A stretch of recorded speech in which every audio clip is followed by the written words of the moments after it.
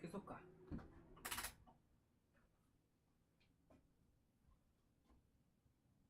プラスプラスプラス111 234結構ラグるから。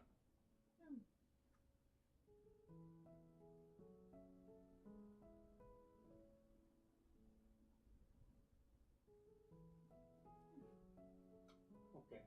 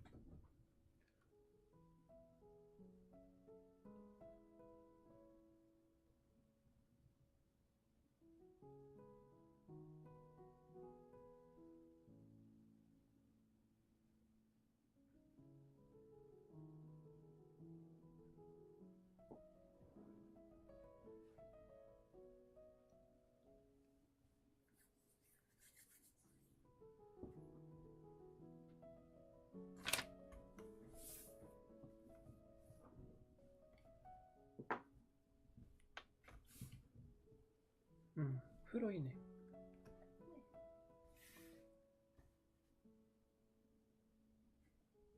元気です。そろそろ。I will start in just a second. じゃあ切り替える。よいしょ。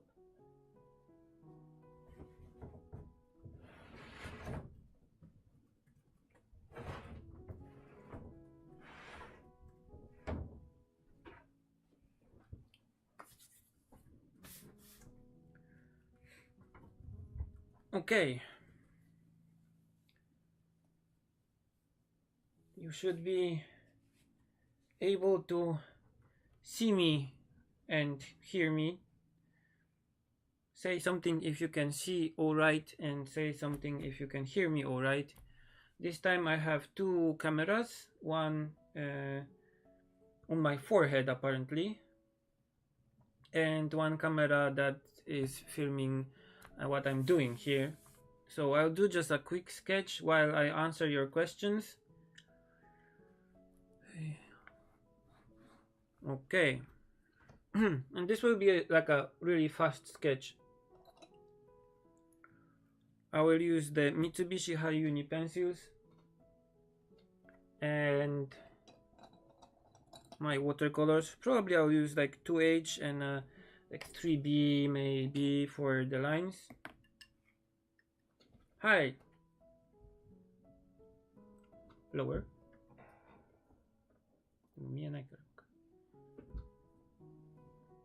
Okay, I'll just adjust the camera a little bit. Okay, I have like 3B and 2H, and with the 2H I'll do like a sketch, and with the 3B I'll do more clear lines, and then I will color everything with my pencils, with my watercolors. What am I saying? I'm sorry because I have my throat is kind of sore, so I'm having ryukaku-san, so the throat lozenges, because my throat is kind of weird. Okay, so let's go. I will start drawing and you can send some questions if you have some questions. I have also some questions printed here that you sent me. I hope you can see clearly. Hello for Kaneki Shiba and Daniel and Diego. Hi, if you have any questions, just ask and I will start on the sketch. I will be sketching a ofuro, so a Japanese bath.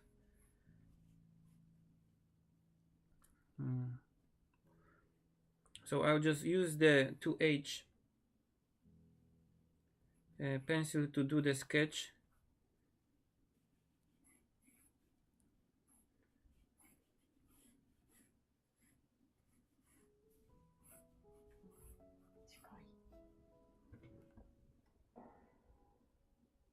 It's the first time I'm using this camera and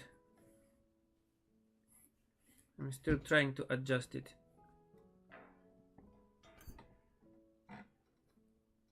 でもライトがなくなるから。こう構造。うん。いやん。OK。おでこばかりが見える。いいじゃない、おでこで。I'm sorry for the camera adjustments. Okay, so I want to sketch a Japanese furo, like the old type one, with the gas kind of stove here on the side. I'm using a Canson sketchbook, which I have been using for some years now, and I like it because it's good mixed media paper. It's not so heavy. You probably saw it while I was doing the car drawing, and this paper is kind of not so heavy, but it handles watercolors okay if you don't overuse water. So I can do some coloring on it, and it's also nice because it has like this kind of fancy spine, so you can lay it quite flat on the desk. Okay, so there's like a pipe here, and I have some questions from Kaneki Shiba, from you, and from Valentin Michelet. And the first question is, I noticed that some artists are keeping the watercolor paper at an angle while painting. And is it just a matter of effect on the ink? What do you think about it? Keeping the paper not flat makes the ink, not ink, but the particles of watercolor, so that the pigment, flow in a specific direction. So if you are after an effect where everything goes like flows down, kind of, you can use a lot of water and just tilt the paper to make it flow better. It makes painting some things easier. For example, if you paint from top to bottom like sky and make a nice color gradation, then having the paper tilted helps to keep it kind of flowy, nice to get a nice transition. But it makes things kind of difficult because you have to remember that if you use too much water, everything will kind of flow down. So I like to keep my paper kind of almost horizontal, little bit angled. My whole desk is angled a little bit. Hello, Anna. My whole desk is angled a little bit, so the paper I'm using is a little bit angled also. I don't know, maybe 5 degrees or something like that. So everything I do is kind of angled a little bit, but even a little bit of an angle helps the paint flow a little bit, but too much I don't like. Actually, it actually, you can see it, how the paint flows, because if you have the paper angled, everything goes like from here to here, and if you have the paper flat, everything kind of goes to the sides. Sometimes if the paper is too flat, actually the paint does not want to kind of blend and mix too well, so it's nice to find a nice it's good to find a nice kind of good middle, golden middle, I would say. So it actually is kind of important, and it gets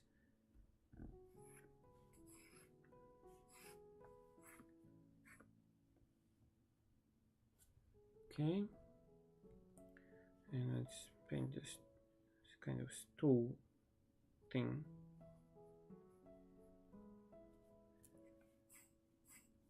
Okay, with a hole inside so you can put your finger in it, and lift it, and like a bucket kind of thing with a sponge inside. Okay. Yeah, it's a matter of quantity of water. If you use a lot of water and you want to this kind of a flowy effect, having the paper at an angle allows you to do it. A lot of artists who paint without the sketch just um, use the kind of watery effect of watercolor, have the paper at an angle, but I use watercolors more like like an illustrator, not a painter. So I just color my stuff with watercolors. That's why I use more flat surface, so I have more control over what's going on here. So that's probably the easiest. Ow, the easiest explanation. I just stabbed myself with my ruler thing. When I paint outside, I don't use my ceramic water tank because it's heavy, and I'm kind of afraid I would. I'm kind of afraid that I would break it if I drop it somewhere. It's really heavy, actually. So I just have a jar or something that I repurposed, or like a plastic kind of canister or something like that. It depends what set I have with me. Okay, so I'll use like 3B maybe here. Just sharpen it a little bit. Wait.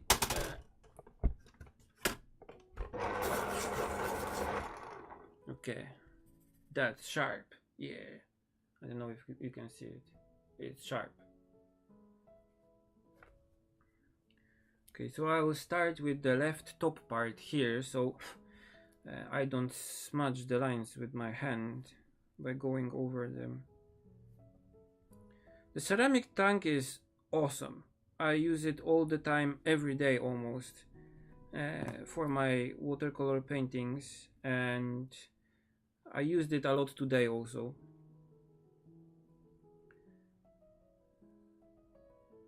As a little update, I can tell you that I did the first background for the animated movie I'm directing right now. I finished the first background with. I'll be doing all the backgrounds for this short movie with watercolors. So you are seeing a lot of my forehead probably. Wait, maybe this will be better. So I finished my first background for the animated short, and I'm kind of excited because it looks better than I expected. I was kind of afraid that the background will be kind of watercolory and not really animation like, but it seems that it will work probably. I tried to put it in After Effects and like moving it around, moving the camera around a little bit, and it looks kind of like a proper animated movie. So I think it should be okay. I have to do about 40 backgrounds for this thing, so I'll be kind of busy with this for the next 2-3 months. But at least the storyboard is already finished, so I'll have time to do to focus on the backgrounds. I just not erased them completely. Probably you cannot see it, but it's still here, kind of. So I can see it. I did it with hard pencil, so 2H. So even if I erase it, like the paper is kind of not dented, but it has this kind of ridges where I did the first lines, so I can still kind of see it.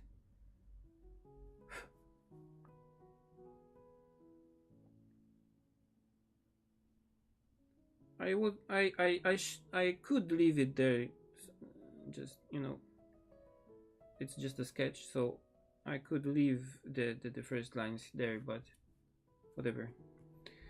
Let's erase them and make this kind of clean.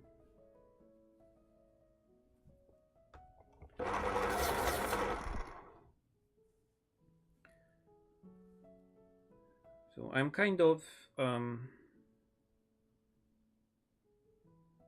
do you say it, bummed by the thing that I cannot show you the background I finished today because it kind of looks okay, I think.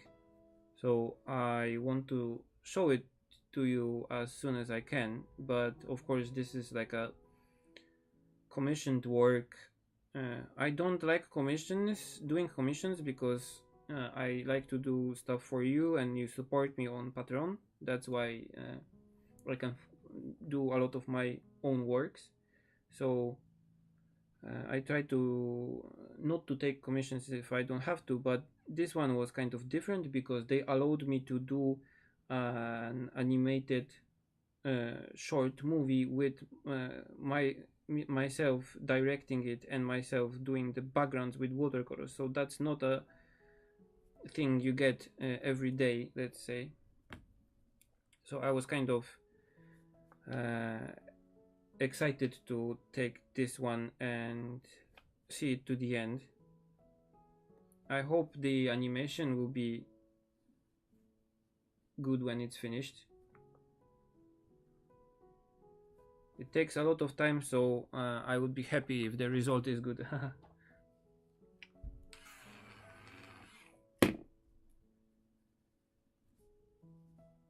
Okay, so there's like this kind of a stove here. Okay, so I go to the next question I got from Valentin. If I remember correctly, it was the first time you used hot pressed watercolor paper, and this is a thing from the previous video where I was using the hot pressed paper by what was that? It was the heritage paper by Canson. The heritage paper by Canson. And I was like not really okay with this paper because it was not really good for watercolor painting. It was the video when I was doing the small restaurant that's on the station. How was it? Did you enjoy it, and do you have any preference? I tried some papers that were marketed like for watercolors but with no texture, like hot pressed or like this kind of multimedia papers that were like watercolors and pencils and crayons and whatever. Use whatever you want on this paper. It has no texture and is so smooth. But I did not like any of them actually. I think that such papers would be okay for paintings like botanical paintings, when you don't put so much water and you layer the watercolors really gradually. Then like the hot pressed paper would be okay, but even for me, when you know what, let's take this camera down, maybe you can see my face better then.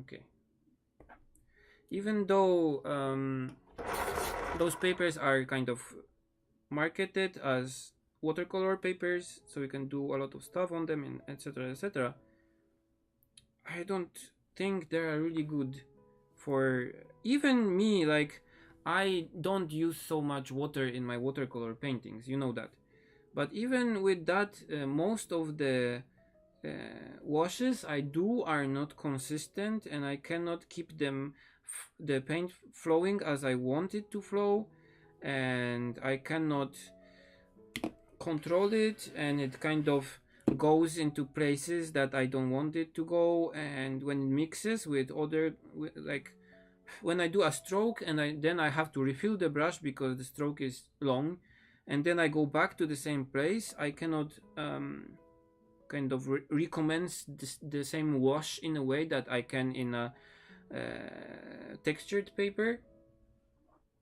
So for me, it has a lot of weaknesses, minus points,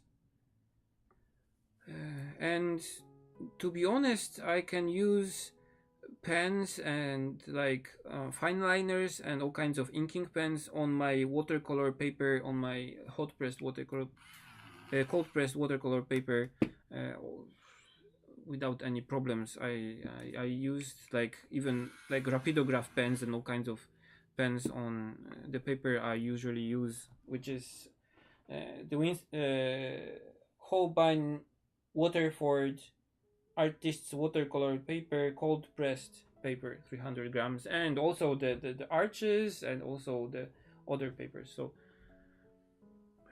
the only thing is that you can actually use pencils better, probably, because on really textured, heavy textured watercolor paper, pencils and like crayons and pastels and stuff like that, there can be problems with using them because the texture is so heavy. If you have like a,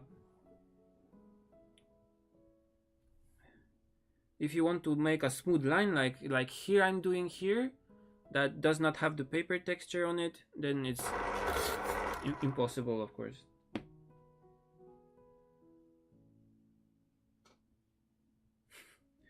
I'm kind of tired. Hi. I'm kind of tired, but this is my standard phase when I paint. So I'm a little bit tired. Like the day before yesterday, I had a meeting for the animation with the animators that will actually animate the cuts that I planned. So I had to talk to them about all the cuts in all the scenes in the storyboard I drew, and there are only like 50 something cuts in the storyboard, but it took us like 4 or 5 hours of me talking constantly. So that's why probably my voice is kind of weird still. That was kind of tiring. And after the 5 hours, after being like tired of talking and everything, there is actually nothing done yet. So that's the worst part probably of like a meeting that's so long. But the people from the animation studio are also kind of excited about the animation because it's different from what they do every day. So let's see how it goes. I hope it looks nice.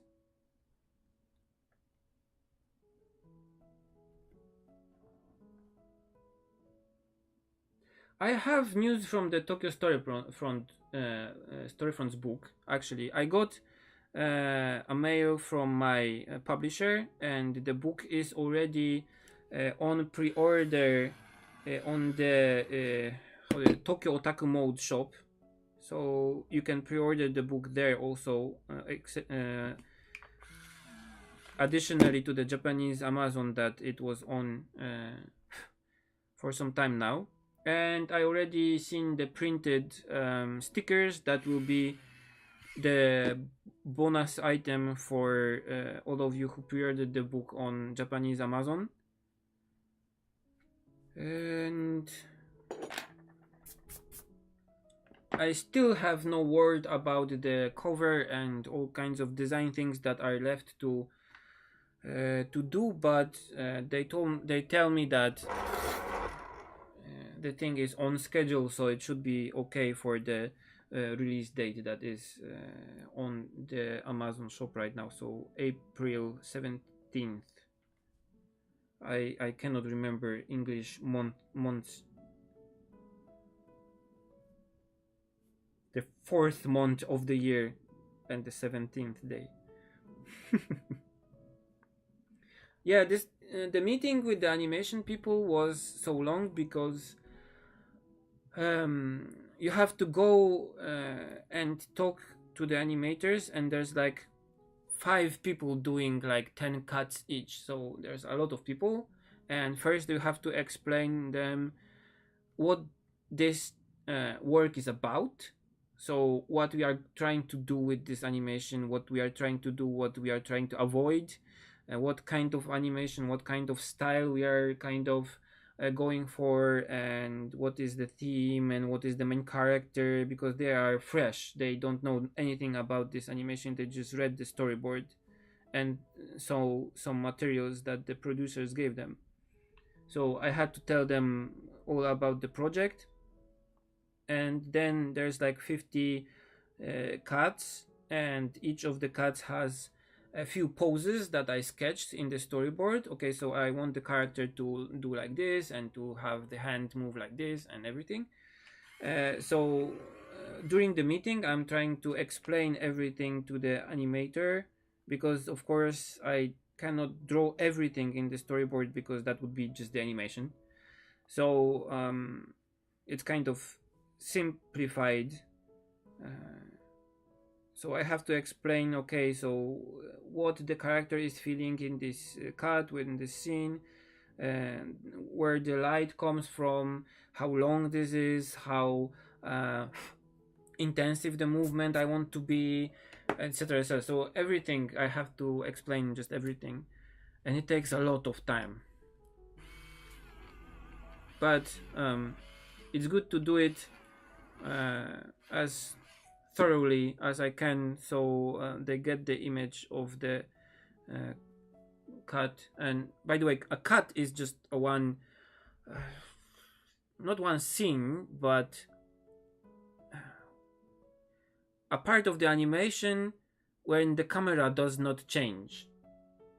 So you have, when you move to the next like part of the animation where the angle of the camera is different, or it shows something different, it's called a different cut in Japan. I know that the cut is like the change between those kind of scene, fragments in like movie kind of nomenclature, but in Japanese animation they call it the cut. Kato is one like the framing of the camera without the change. So for example, in my the animation I'm doing right now, there are like I think 53 or 4 cuts, and they make up an animation that's 3 minutes long only.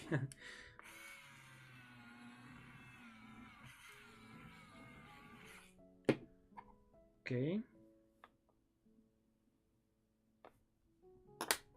Okay, so the sketch is kind of done. Let's color this. And I have here my Schminke watercolor set, the standard one I always use. So let's try to color this.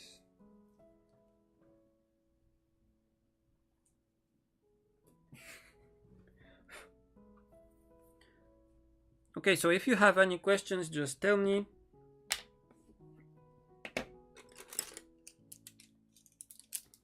And I'll be using my standard brushes that I use for painting. Recently, I'm really a fan of the Raphael Soft Aqua brushes, which are great artificial fiber brushes. I actually went to the art shop today and bought like 2 more of them because I like them, and they are kind of cheap. For example, for this, I think number 10 brush, and it's like international number 5. It's like let's compare it to something. This is my Winsor & Newton number 4, so this is a little bit longer. I get like, I think I paid like 900 yen, so it's like $9 probably for this one. My head is so small here. すごい頭小さい。ね。I don't know what to do with this camera. Let's put it here.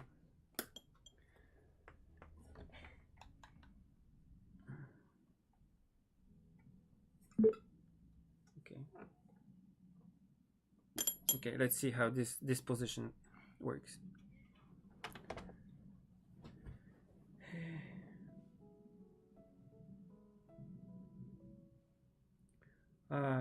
In your last Procreate video, you said that the place you painted was in Kanazawa. I'm going there in 2 weeks. Do you recommend anything nice to see?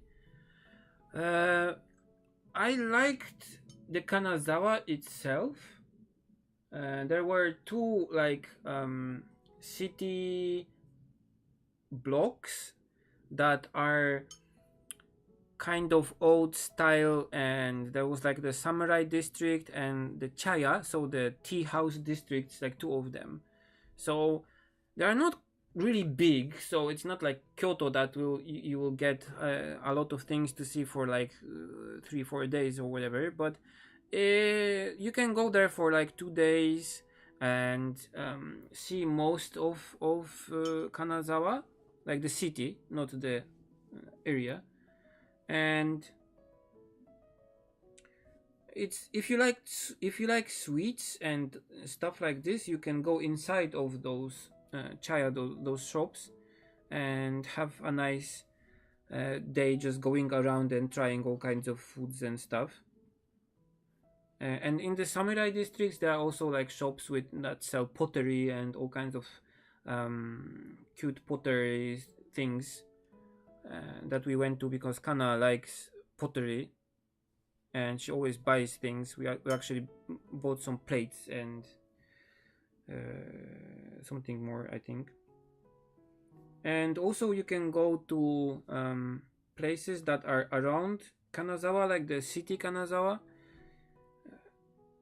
You can go by a small railway that's near the seaside, so it's kind of scenic and nice. And there is like a lighthouse and all kinds of shoreline that you can see, and if the weather is nice, it's really pleasurable.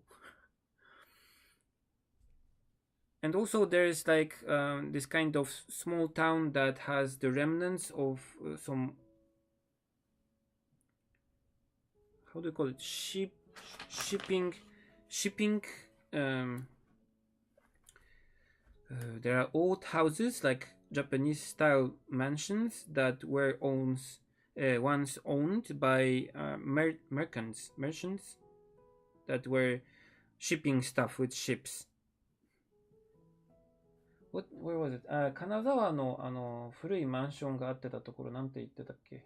古いマンション？船持ってた人たちの。加賀市。It's located in Kaga, like.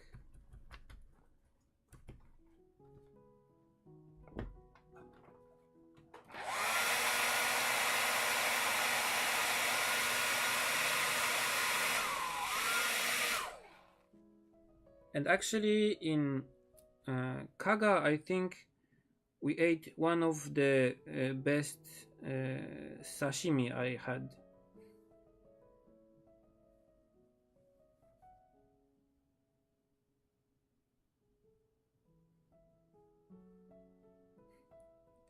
So that was nice also. I don't know, we are not really good tourists, so when we go somewhere, it's most of the time I don't know where should we go from here. So we just go like random places or search on the internet and just go there. So we are not like this kind of tourists that take all kinds of guides and information and then decide where to go. We just like we heard that there are some old buildings in Kanazawa, so let's just go there. And so we just go to Kanazawa and then try to find something interesting. But actually, the part I liked the most probably was the city in Kanazawa. So Kanazawa city with the old districts there, even though they are not so big as you would expect, but you can get lost in the tea house district, so it's kind of biggish. Okay, so I'm adding like there'll be flooring tiles here, so I'll just add like a mirror here in the bathtub because it's plastic. So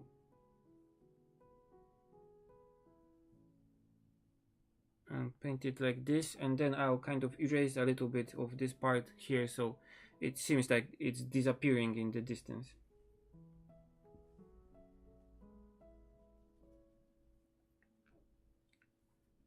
In Japan, it's really the standard is to just take a guide, like a book, and then read about the place you are going to and what food you can get where, and then just go there.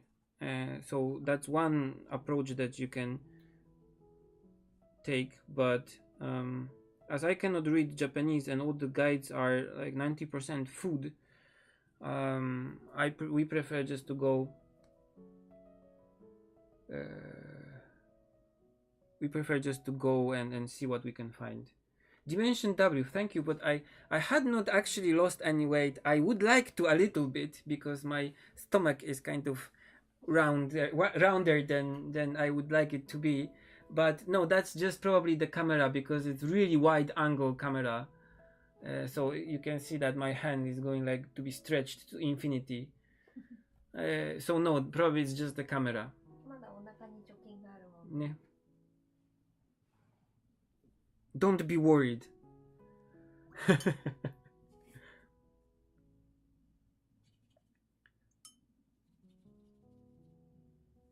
We actually started going to the municipal pool that's close to us, so we are trying to get some proper exercise, and it's starting to get a little bit warmer here also, so that's a good thing also.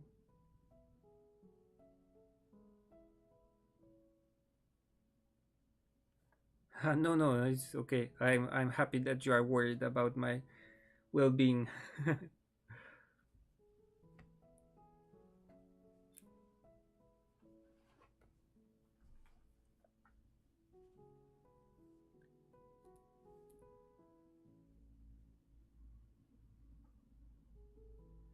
And by the way, we went with Kana on a sign event that was organized in Tokyo by the Atelier Sento. So if you don't know their works, just Google them. They do like a game and a comic in watercolors, and they are really talented people. So if you like my works, probably you will like their works. So we went to see one of them because they are like a couple.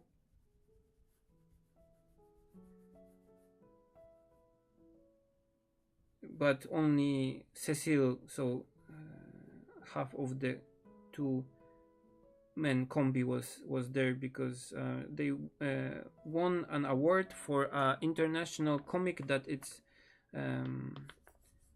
about Japan, but it's not made by Japanese people.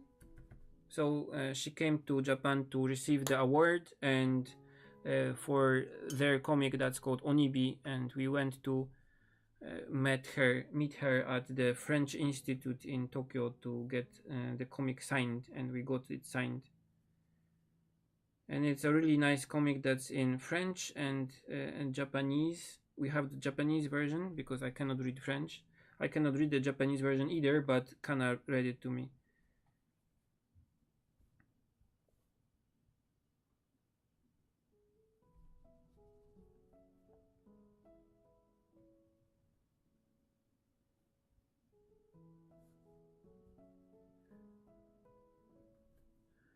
So I think I will also have a signing thing when the Tokyo storefronts will be out.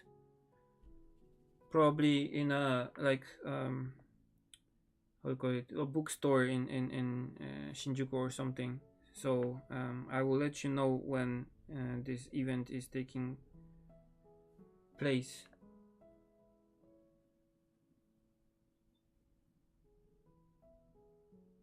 Okay.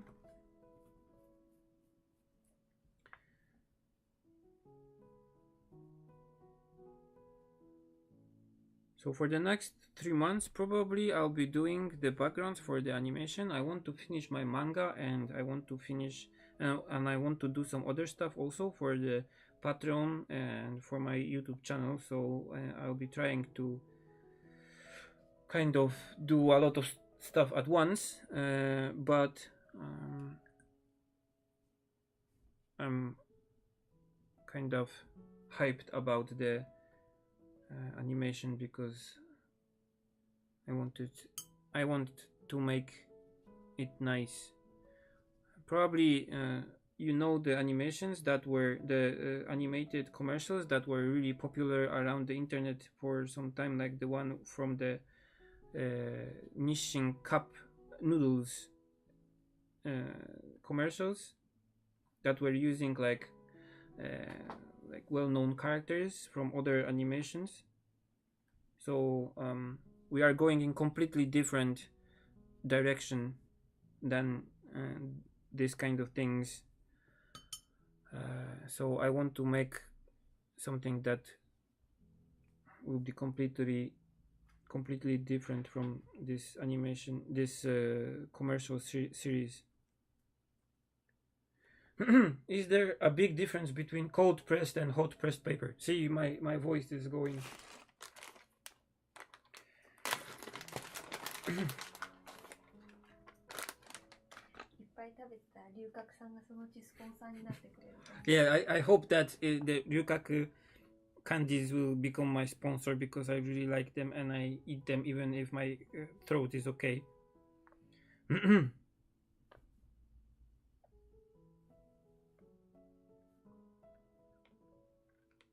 かなちゃん、うちの父にリンク送ってくれる？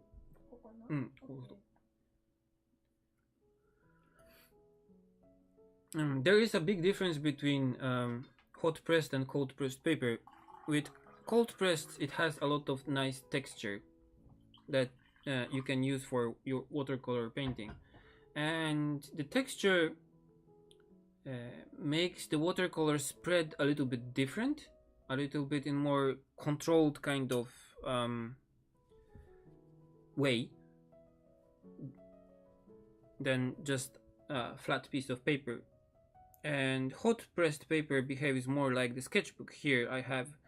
So you get more edges on washes and it's harder to do a wash that's completely clean, so it's completely flat. But it's also like not textured, so you can get more cleaner and kind of look that's similar to botanical paintings that have almost no texture, and it's also easier to use pens and pencils on paper like this. But I was talking about this when I was in the beginning of this stream. I really prefer a paper that has some texture. I don't use so much of the rough watercolor papers, so the one that has more texture even than the cold pressed. But I want to try it. It's probably geared more towards people that do even more like flowy and painterly style watercolors than me.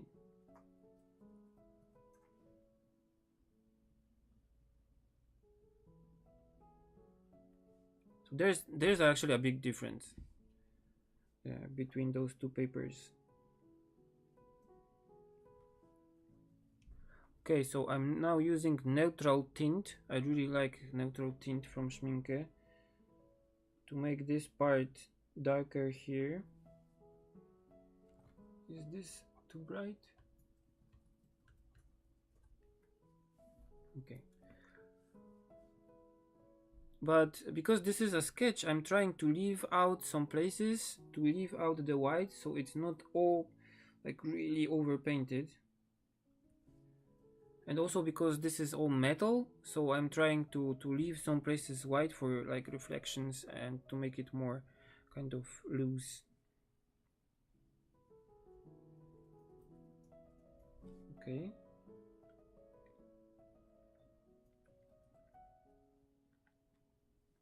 If you like to paint with really a little bit of paint at the time, so you don't use a lot of water and you don't use a lot of paint, so even less paint than in water than I use. So you do like put a layer and it's barely visible, and then you put another layer and another layer and another layer, and this is how you build up your painting. Then I think hot pressed paper is good for you. You can use it better, and also if you use like pencils and ink and like the manga pens, like the one with the nib, then probably hot pressed paper is good. But if you use more water, then cold pressed is better. And if you use more water and more paint, even then I use, then probably the rough paper is for you. Recently, you did a background with Procreate. How is your productivity in Procreate versus Photoshop? Which one makes you work faster? I'm still a little bit slower in Procreate, I would say, but it does not come from the software itself, because I'm still like adjusting some stuff and making some new brushes. But probably it's easier for me to get into the kind of flow in Procreate. Because I can concentrate more on the things I see, and it's easier to concentrate when you have like a small 13-inch screen in front of your face and not like 27-inch wall in front of you. So for me, probably it's kind of a little bit easier to concentrate in Procreate. And it kind of is like painting with watercolors versus, I don't know, gouache or something. So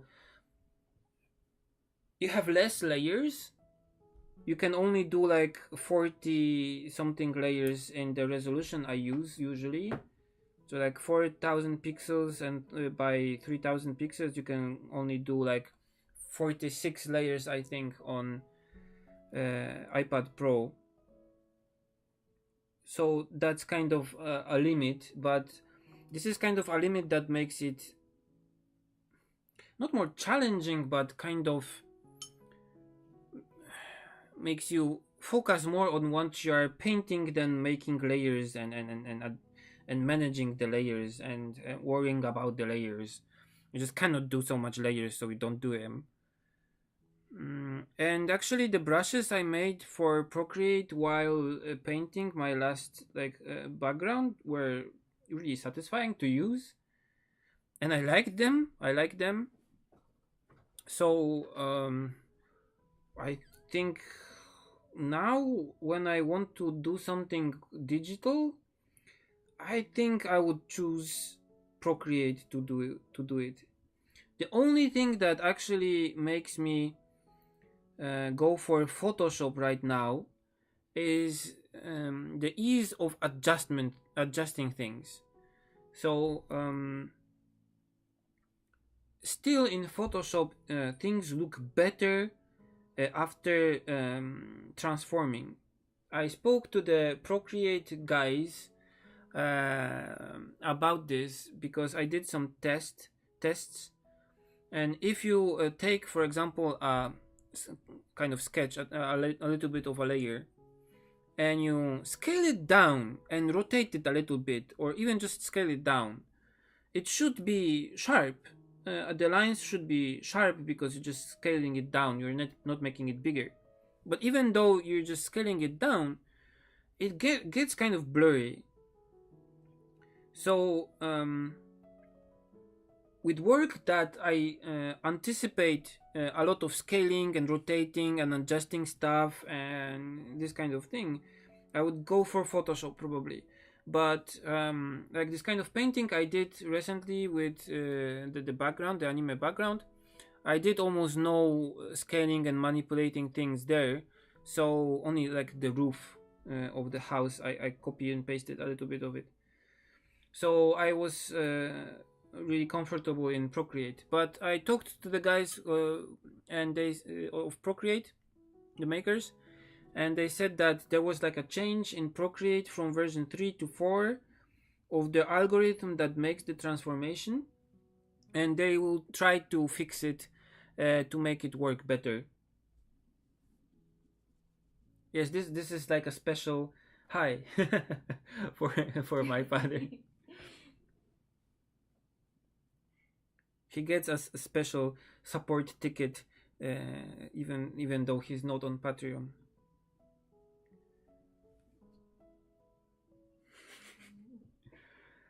So yeah, I hope the guys from Procreate will make it better, and I will be helping with this because I will be testing it again. I'm in the beta test, but I really like painting on the iPad, and for me it's less stressful and kind of less constraining, and I don't have to think about a lot of things. For example, in Photoshop, when I want to record what I'm doing, I have to set it up and make open another application and just do something there. And then when I want to pause the recording, I have to pause it. And when I'm doing stuff like that, I want to copy and paste things, I have to open files and close them and do all kinds of things. But in Procreate, it just records everything I do automatically, and I don't have to think about it. I can close the application whenever I want to close it, and I can just switch off my iPad and just go somewhere and open it and just start working. It doesn't require any calibration, any drivers for the Wacom tablet, and it works with my keyboard if I want to shortcuts. But if I don't have the keyboard, I can work without the keyboard because the shortcuts are not necessary either way. So I like it.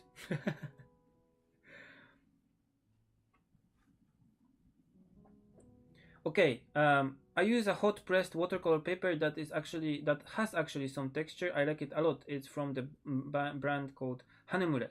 Oh, I have the Hanemure sketchbook. I bought some time ago. This kind of one with a band. So I'll be trying this Hanemure sketchbook after I finish my Moleskine watercolor sketchbook. I just have some like 4 pages in it left. So I'll be testing this one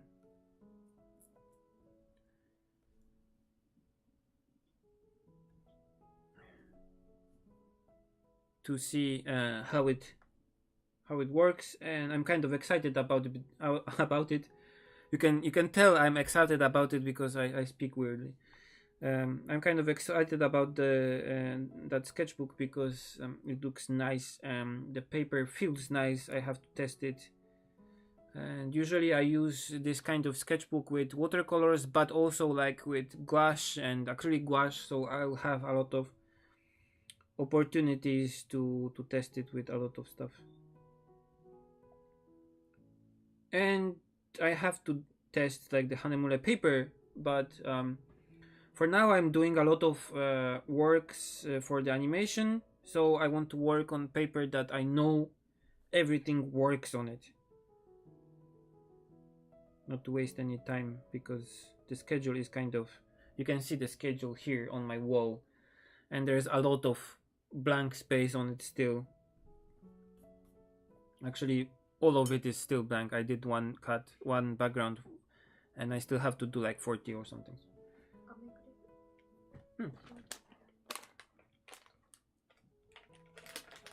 Are these Moleskine watercolor sketchbooks nice? There are 2 types of the Moleskine sketchbook. Like,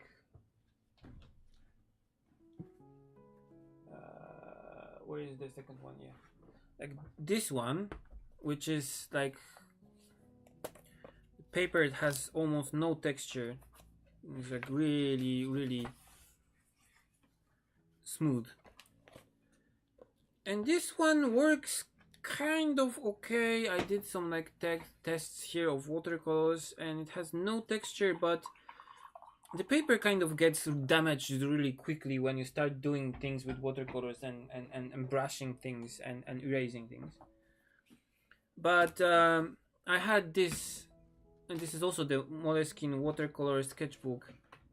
And I did a lot of like small paintings in it. And this one has a little bit of texture. And this one is just excellent. It's good for any kinds of pens, any kinds of watercolors, any kinds of gouache, any kinds of acrylic gouache. Whatever I throw at it is it's okay. So it's not the best watercolor paper there is, because the texture is not so prominent. But it's the best sketchbook for watercolors I used so far. I did not use so much watercolor sketchbooks because I'm not so fast into like filling them in. So I still have to test like the Delta sketchbooks and like all kinds of the Hanemure I bought. So I still have to test a lot of them. But I'm not disappointed in this one. So probably if you buy it, you will get a nice sketchbook.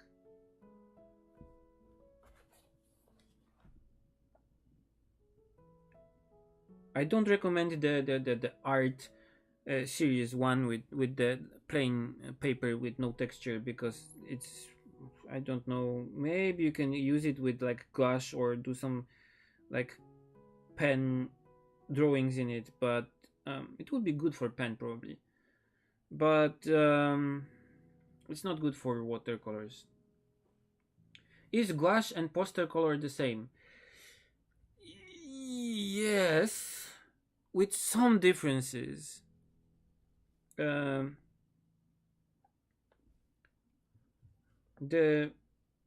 gouache is more expensive. That's one big difference. And that's why animation studios in Japan use a lot of poster color paint to do their stuff, because it's cheaper. So if you want to paint 1,500 backgrounds for a movie, it's better to give everyone poster colors and then just go away with it. So, and just go with it. So it's cheaper. That's one thing.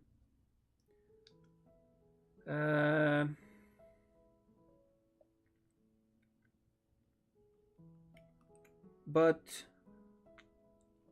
poster color is really saturated, does not break so easily, and it's kind of more moist. If you see, like I have white Nicker poster color. If I open it, there's like some kind of little bit of water, and it's kind of glossy. And now you can see it. If you leave gouache for more than like 20 minutes or something, it will become more like cracked and more hard. So it's probably easier to use over longer periods of time. You can also put like water on top of the paint, so it will always stay moist. And that's what the animation artists do with their paints. So that's one thing. But I didn't notice so many differences actually. I mean, it's not permanent, so you can re-wet it. It's not glossy, so it's matte like gouache. So that's why it's great for painting animation backgrounds, because it's not reflective. So you can photograph it with a camera, and it's cheaper, and it's really saturated, and it's actually kind of opaque like gouache, meaning that I tried which white paint is the most whitest and the most opaque, and actually I think I tried Holbein and Winter and Neuter gouache against Nicker and Holbein poster colors, and I like the poster colors from Holbein. I think is the most whitest. Cool.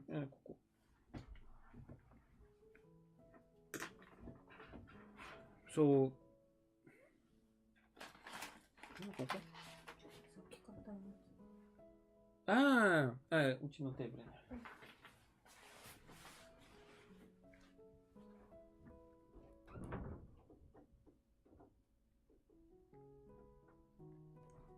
So that's this. I don't think I'm talented a little bit, but for me I think the most important thing is not to give up and not to how do you call it, not to forgive yourself so much. What I mean by this is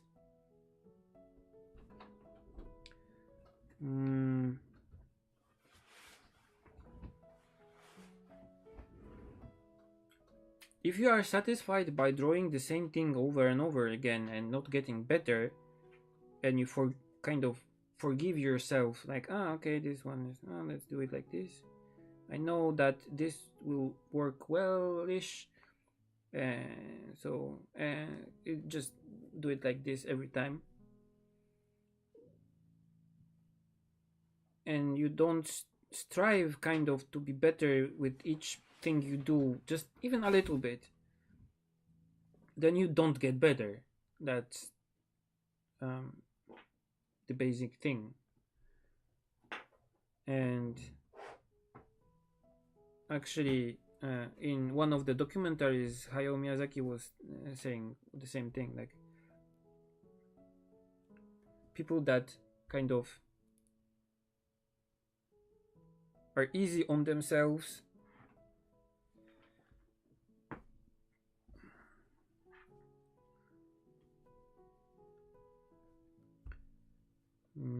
don't progress so fast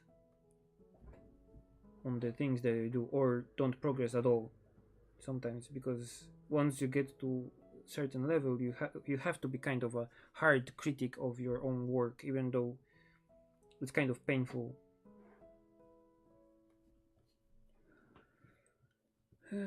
Okay. This is a Japanese stove, kind of gas heating unit for the bath. It's called balance kama. Balance kama. だよね。Balance gamma. I don't know what is the balance thing in this. バランス部分は何だろうね。なんだろう。何と何のバランスだろう。Probably it kind of balances the water. I don't know, but maybe. Let's see what the quick search on Google will tell us.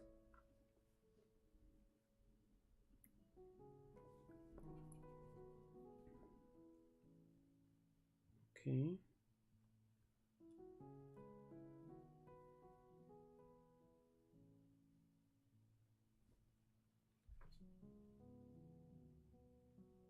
バランス釜は家の外の空気を使ってガスを燃やして出すガスを外へ出す風呂釜のことです。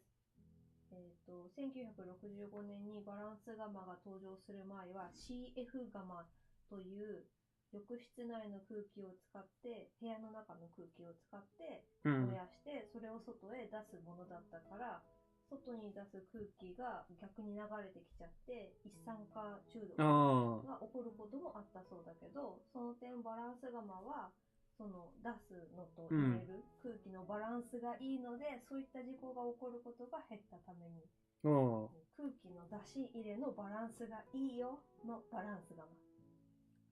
Okay, so what Kana told me right now is there was a different type of heaters before the balance ones, and the difference is that it uses the air from outside the house to burn the gas, and then expels the fumes also outside of the house. And it was introduced to make the it's safer, so it does not introduce this CO gas into the house and make you die so often. So this one just is a safer model of the heater, which has a nice balance between like taking the air in and out of the. So it's not about the water; it's about the air that it takes to burn the gas. It seems. Thank you, Kana, for the quick answer. You're welcome. It's not gamma.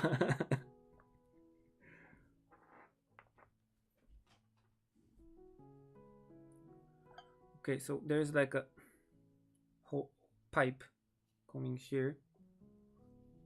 One of the things I'm really surprised about Japanese houses is that they just have a pipe with the gas, the natural gas in the wall, so you can connect a heater to it, or a stove, or just a space heater to the wall. And they have a lot of heaters like this. That was kind of a shock to me, because in Poland we were used to like being really careful about gas. So we have only gas in the kitchen and like in the water heater, and we did not use like it directly from the wall using a rubber kind of hose kind of thing. So this was a shock for me when I first saw it in Japan.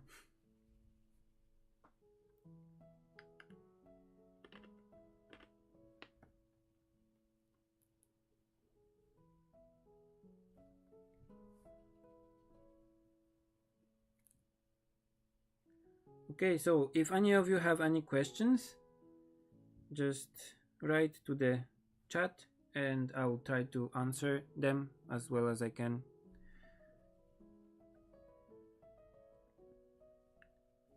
Okay.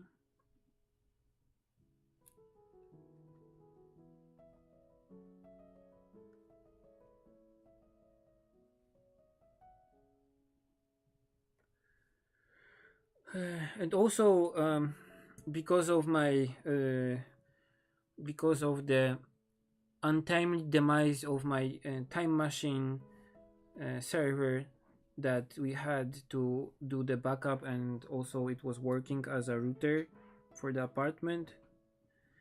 It just died on us. It did some strange sounds and just died. We bought a file server, and also like last week we bought a new router, so the stream is more stable. It should be more stable and more faster than before. We actually have pretty fast internet, but my computer is connected to the internet with Wi-Fi, so that was a kind of a bottleneck. So we decided to buy a faster router to use more of the internet throughput that we have. So probably next streams will be in full HD. Yeah.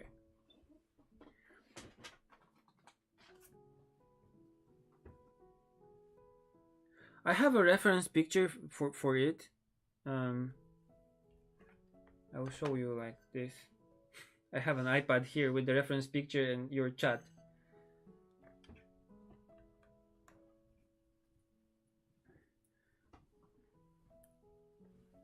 It's just a picture I found in on how do you call it? Not Pixiv, not Patreon, the Pinterest.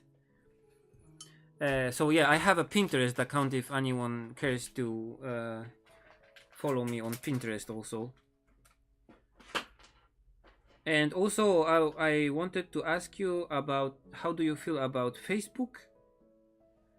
Because I set up my Facebook account to be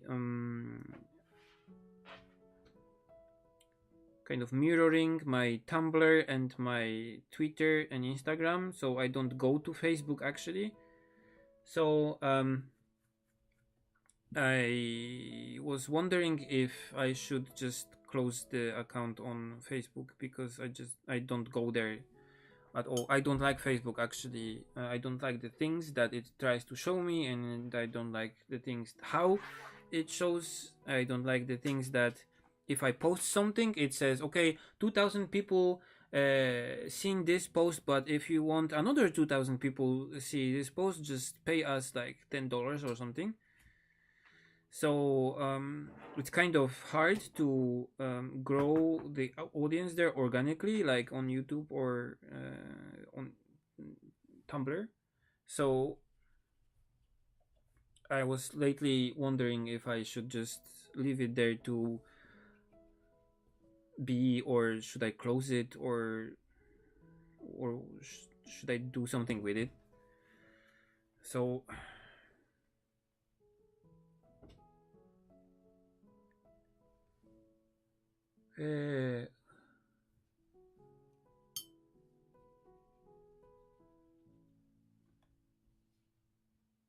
Kana has rights to it, so she should be able to post my Pinterest account. かなちゃん、僕の Pinterest のアカウントをリンクしてくれる？チャットに。ありがとう。できるならわかんない。多分。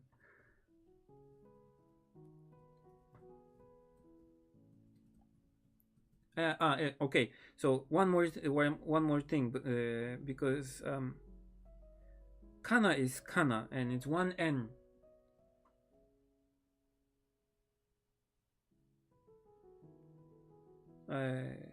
It's a common thing that I see on the chat when I do like live streaming on YouTube, that they say Kanna, and it's only one N. So okay, only one N Kana.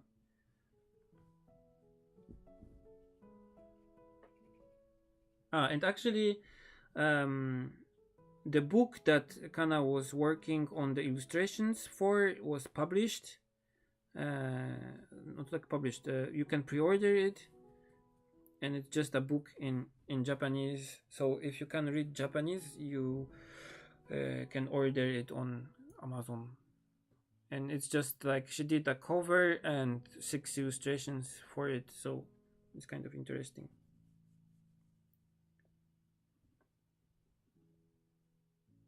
No, this is okay. Kana is okay. Kana with 2 N's is not okay. This one is okay. I make my friends discover your work with Facebook, but I guess it's the only use you can have of it. Facebook is annoying. Yeah. I don't know. I will probably leave it on like automatical flow, so everything I post on Tumblr and on Instagram gets pushed there automatically, like I have now. I'm using an application that's called If This Then That to push stuff to Facebook, but I really don't like it lately.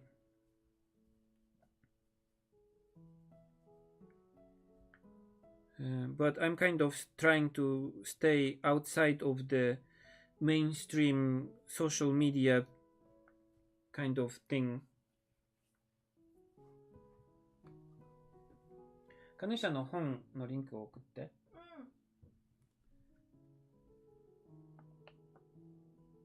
よいしょ。There has been a lot of talk about like demonetization on YouTube, like channels cannot take money from their work because this or that, and commercials and all kinds of stuff. I try to keep my because of your help, because of your support, I can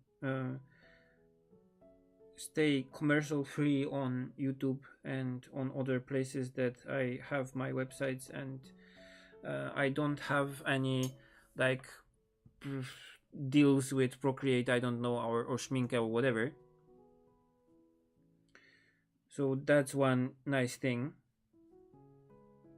The only thing I wish I had was some nice stickers, like Schminke stickers or Rotring stickers or I don't know Procreate stickers I could stick on my iPad. I have only Studio Ghibli sticker on my iPad. I would like to have some more nice stickers on my iPad, but apparently Schminke does not have stickers. Hi.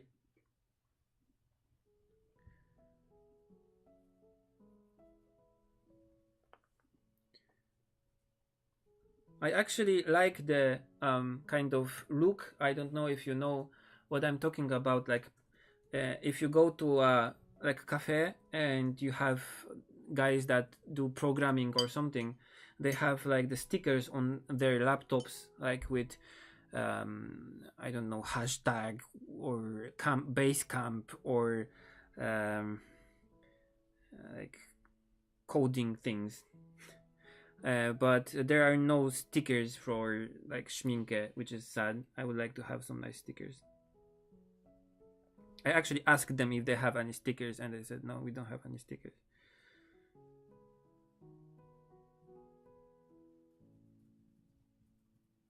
But they are nice. They sent me the test sheets of the new colors that they released in 2017, so I could test them before buying, which was nice. They actually kind of probably made a mistake and they sent them 2 times to me. And the postman was so weird that he actually crammed the whole A4 like huge envelope with the pamphlet and the test thingies to my post box like by force. And then there was some rain, and then I don't know, like things got damaged, and one of the sets got damaged. I don't know why he did it, and I was really happy that the second one arrived like 2 days after.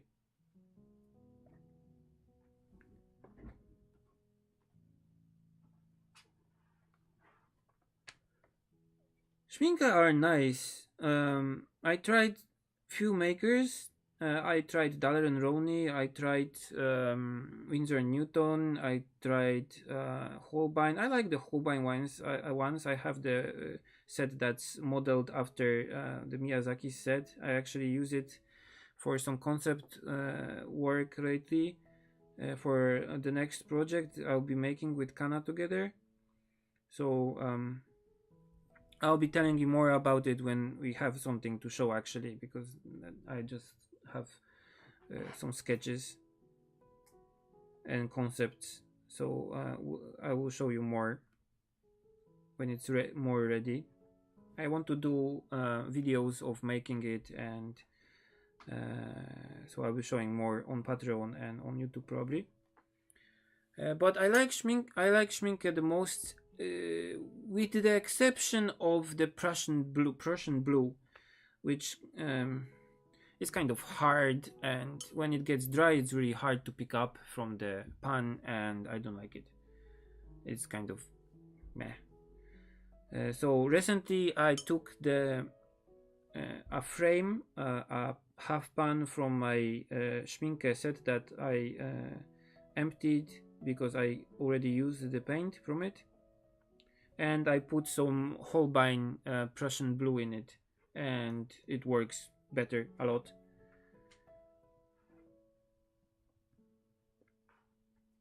Okay, so I'm doing the tiles, and I actually like doing tiles. The secret to doing tiles is to not make every one of them.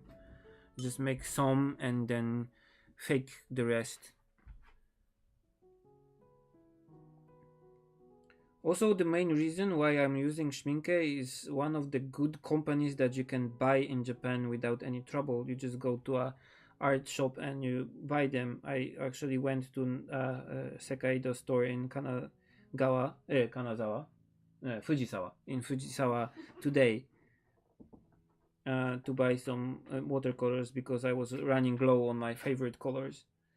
So one of my main reasons why I use Schminke is just I can buy them I would like to try some like M. Graham or whatever, but they just don't sell them in Japan. And if I would like to get them um, to Japan, it's really expensive. So no. What's my favorite Miyazaki documentary? I like the documentary that's called How Ponyo Was Born, because it's the longest documentary you will ever see on anything. Probably it's 26 episodes by like 30 or 40 minutes each, so it's like a lot hours. It's like 12 or 13 hours of documentary, and I like it a lot because it focuses on the part where Miyazaki paints all the concept art for the movie. So even before the production is starting, uh,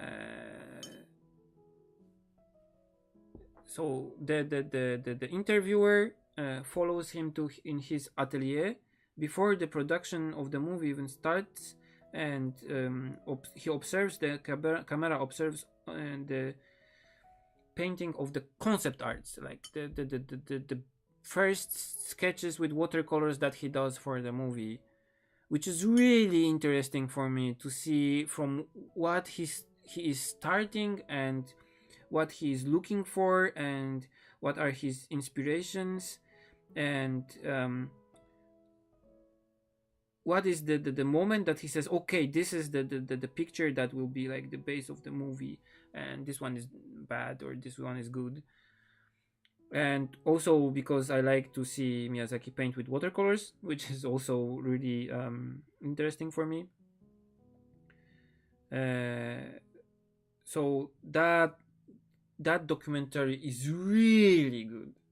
Really, I really recommend it. If you know how to speak Japanese, someone uploaded it to Nico Nico Doga. Just it's missing the final 26th part. But if you don't know how to speak Japanese and you would like to have English subtitles, I don't know where to get it. Probably it's somewhere there on somewhere on a website. And there's also the second one, the newer one. It's called Kingdom of Dreams and Madness. And this one I recommend if you want to cry your eyes out at the end. This is more emotional and more like a documentary that you can see like in an hour or something. And if you want to know the basic stuff or how working or in Studio Ghibli probably looks like, and want to see Miyazaki, so if you are kind of new and don't have so much time and passion to watch a documentary that takes you half a day to watch, the Kingdom of Dreams and Madness is really nice. But it also goes as to the moment when Miyazaki goes to his retirement. So that was really a kind of a heart-wrenching moment for me when I saw like him getting ready for the retirement announcement speech that he did, like I think 3 years ago. So it's like you are seeing a man that spent almost all his life, trying to get better and better, and he just cannot quit it because that's what he is. And there's like the moment that he has to decide to just put down his pencils and go to the retirement that he probably does not even know what it means. So yeah, the last scene is really tough to watch. Hi from Japan. Hi Canada.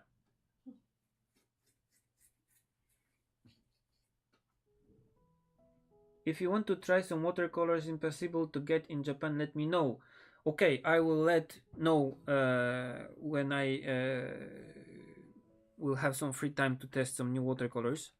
I will certainly want to try some new watercolors, especially especially some colors from M. Graham probably.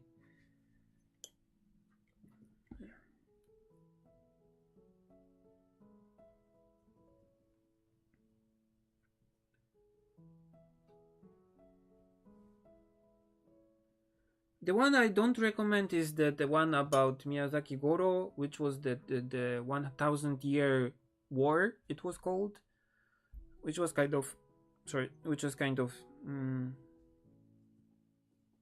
I don't know. Usually after watching a Miyazaki documentary, I feel kind of pumped up to do more work and to do better work and to make work that means something. But that documentary did not do it for me, so I don't know.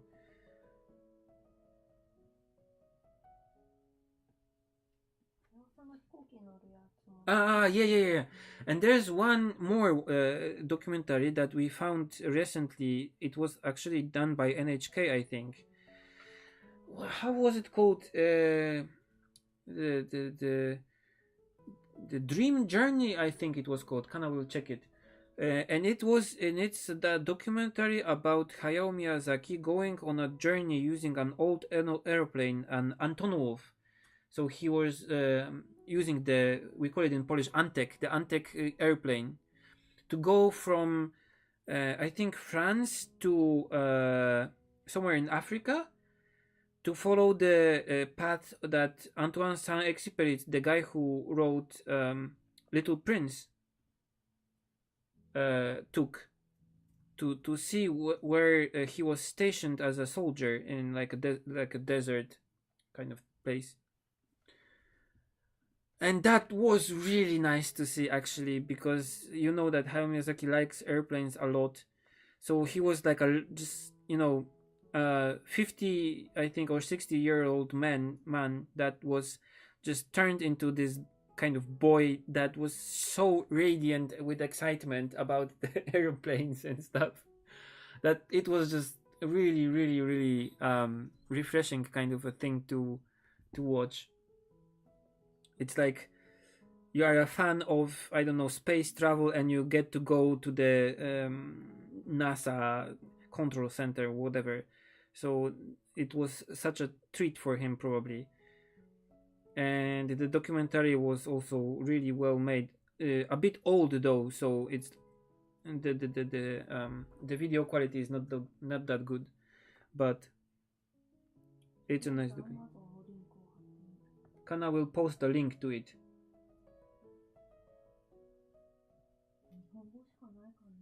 Probably there's only Japanese, but maybe you will find subtitles somewhere.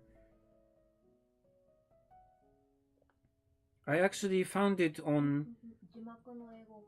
There are English subtitles in this one also. I actually found it somewhere on YouTube, I think, but it did not had the sound because there is some music by Joe Hisaishi used in this documentary, so YouTube just censored it, as it should. But yeah.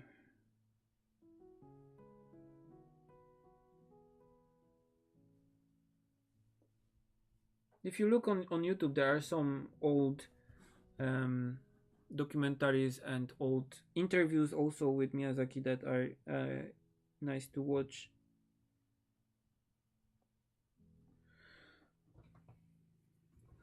Yeah, it's a tiles bonanza.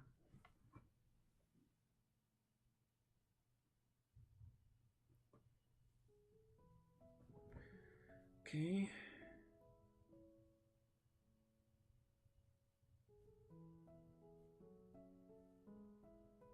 We are actually going to the Studio Ghibli Museum in a month or something, on the 21st.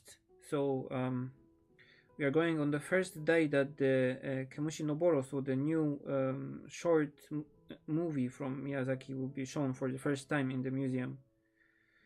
So we are kind of excited because this is the first day they are showing it in the Ghibli Museum. So maybe Hayao Miyazaki will be there, but I don't count on it actually so much.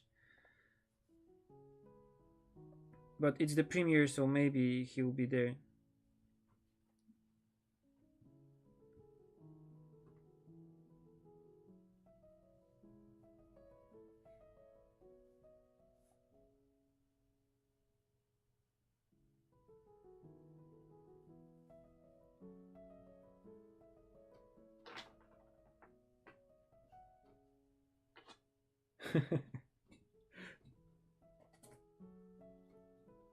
Kana just tried to use her real pencil on her iPad, not the Apple Pencil, which didn't work, surprisingly.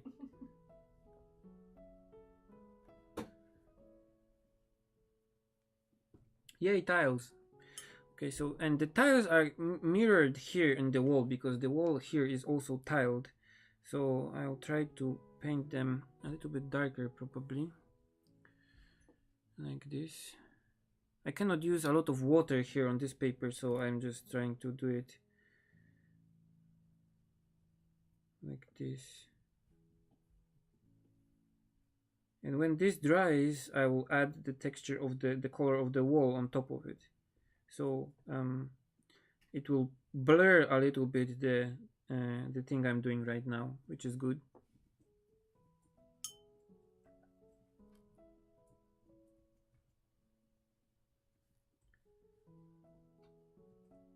I recently we recently watched a lot of Ghibli that we don't usually watch, so like Kaguya Hime, Princess Kaguya, and what else did あと何見たっけ、かぐや姫と隣の山田くんだからMy Neighbor Yamada's My Neighbors Yamada's which is Isao Takahata's movies, both of them. And we liked it. They are not my favorite Ghibli's movies, but the skill is enormous, of course. So in the Japanese Blu-rays versions, there are no making of movies that I know of, but there are the trailers for other movies and stuff, which are kind of interesting because you can see the how old things get fast. Like the trailers for Porco Rosso, for example, are really old now.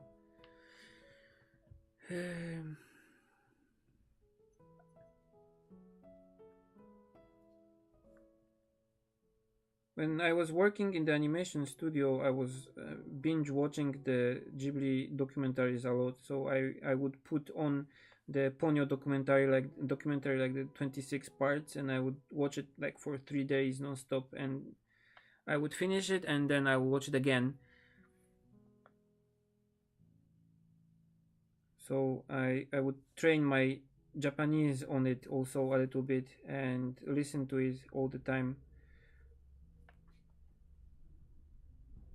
But yeah, I'm kind of a mania if it comes to this. So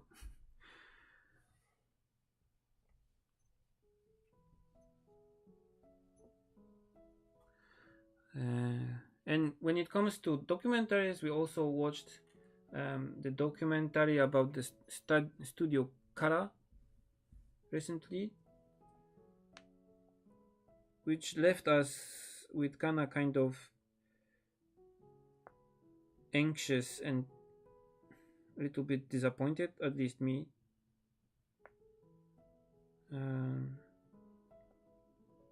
Because what we saw were just, I don't know, weird old guys doing kind of half like animation that is borderline on erotic things a lot, because that studio is now doing the animator Mihonchi, so the animator sample book, let's Mihonichi, so the animator's sample book kind of thing, which they are kind of getting all kinds of um, well-known directors and animators to do their own like original work, but most of the things that they do is kind of, I don't know, I would not show it to a kid, honestly. It's like you can show Totoro or whatever to even like Kazeta Chinu to a kid and it will not understand some things, but you are not afraid that it will kind of be bad for this kid. But the things that they do in the animators,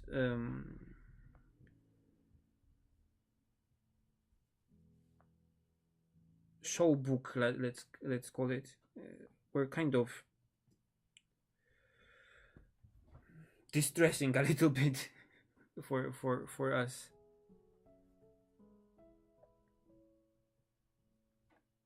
It's kind of sad because they are really skilled people. So one would think that if you leave them to their own devices and give them money and opportunity to do something original, whatever they want, they will go for a thing that's more highbrow. But no. Okay, I'll just.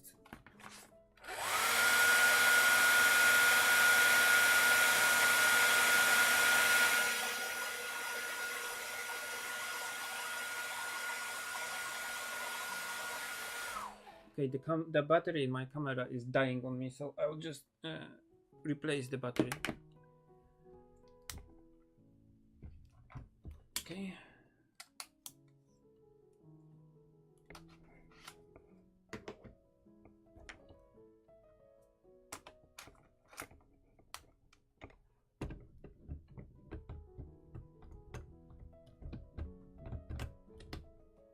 Okay, and on.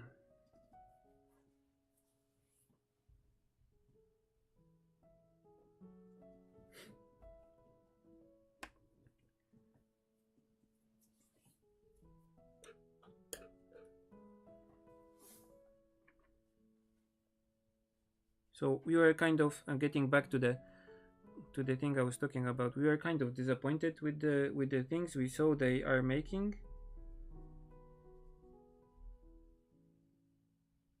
What? Oh, the video is kind of weird. Wait. I'll try to delete again.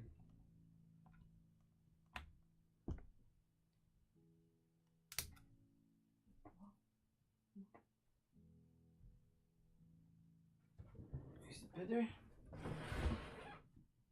No, it's still weird.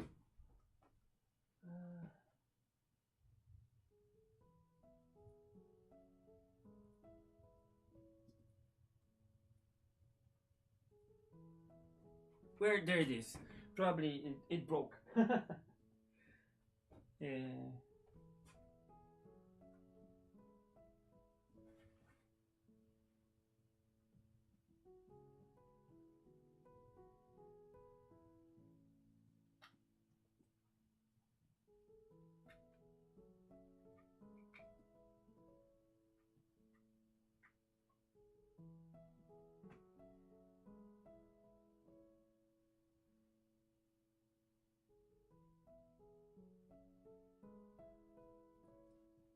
Okay, it's working.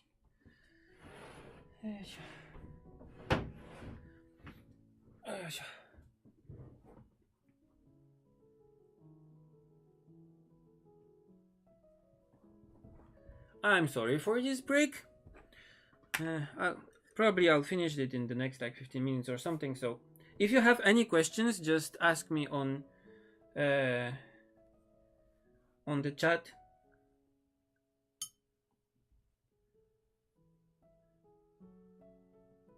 By the way, if you are wondering about how I'm doing this, I have my camera connected to my Mac that is in the second room, and I'm using that Mac to the stream.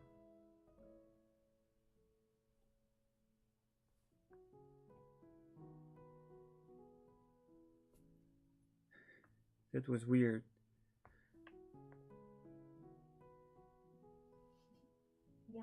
Yummy.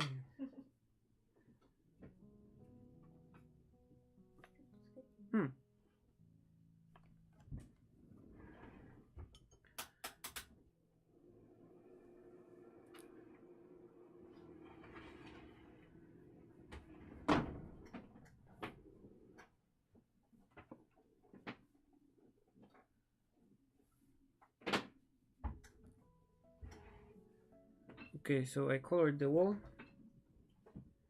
What colors I did use? Probably olive green, so 525, and a little bit of blue, which is helio turquoise, which I use a lot. This is probably the color I use the most in my watercolors, which is this kind of blue, but kind of not straight blue, just like a sky bluish. I don't know how to describe it. Helio turquoise.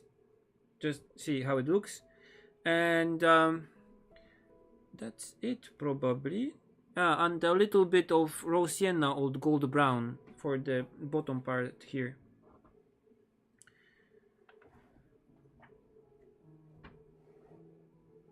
Yeah, helio turquoise is my go-to color for everything. I really like it, and I use it a lot.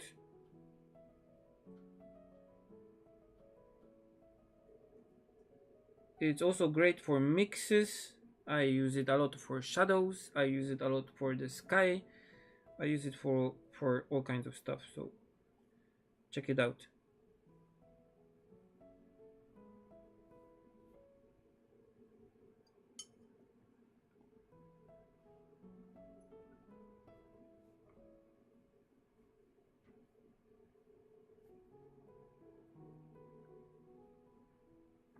And I use software that's called OBS Studio, which is like streaming software that a lot of the gaming streamers use. And I have my camera that is like this here, and it's connected to my computer using HDMI, using the power of HDMI.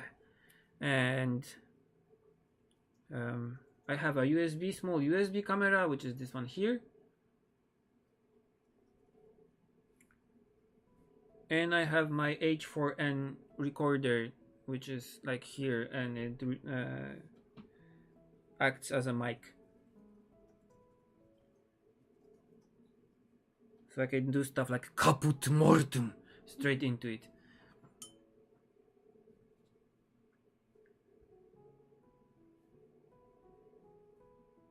Thank you. If this was not a sketch, I would spend like whole day doing the tiles. So I am trying to force myself not to do too much of the reflections.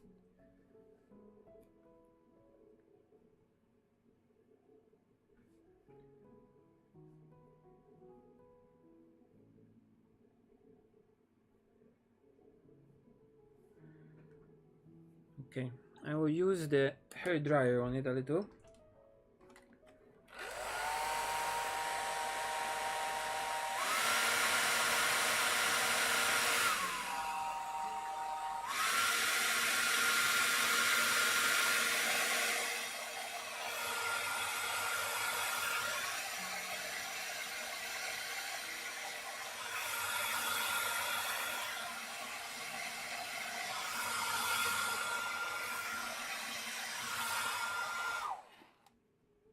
Okay, and let's color the shower head a little bit. So we see that the paper gets kind of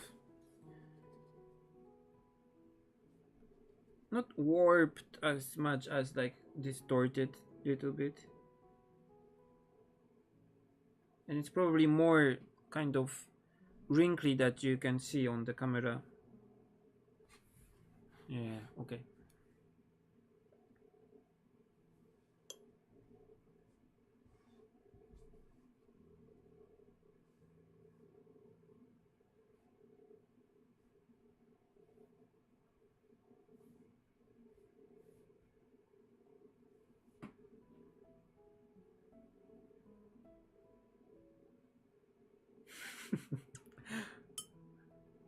your electricity bill will go up. I'm sorry.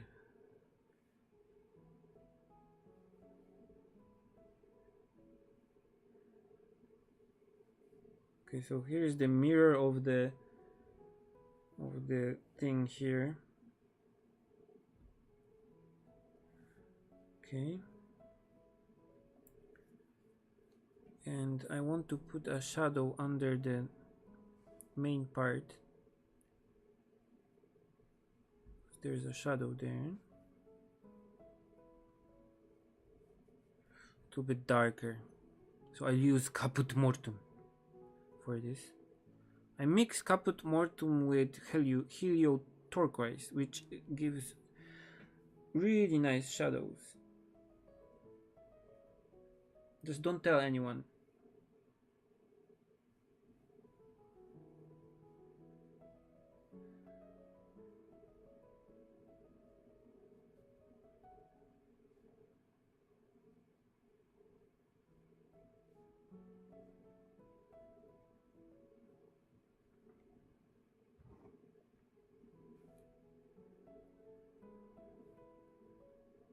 This is the Raphael brush. It's actually artificial fiber brush.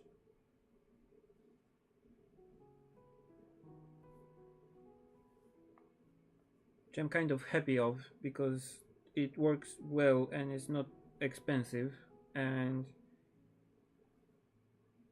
I'm happy that I don't have to use hair of not dead animals, probably dead animals.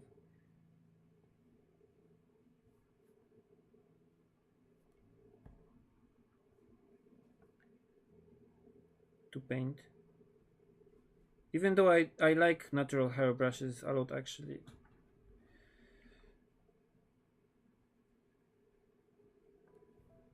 Okay. And this corner here I will make a little bit darker. I'm using here ultramarine violet and manganese violet a little bit to add a little bit of violet color here and there.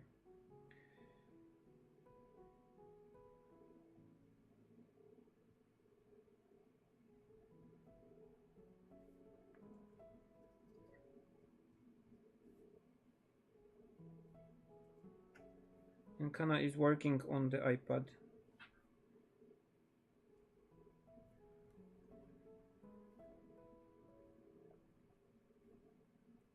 I'll just blur it a little bit here, so okay,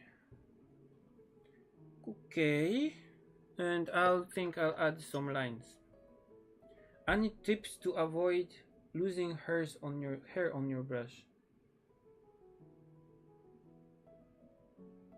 Hair, it's hair fiber.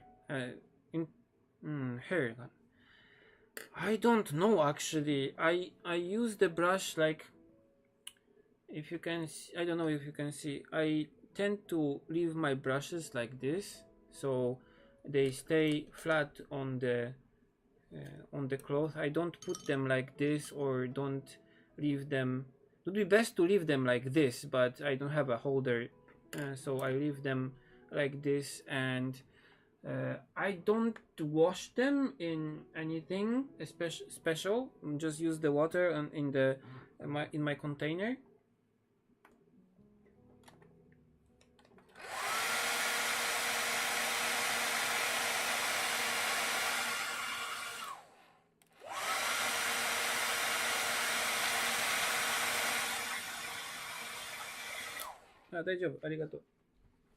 Okay, I will use some pencils on this to make it pop a little bit. Let's see.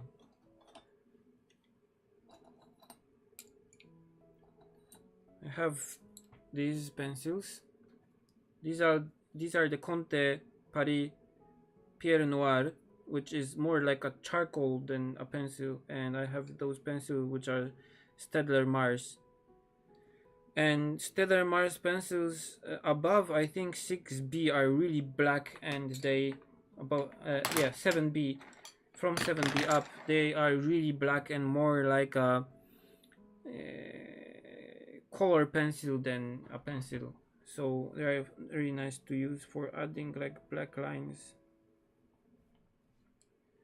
Do I have 8B? I have an 8B. It's really small.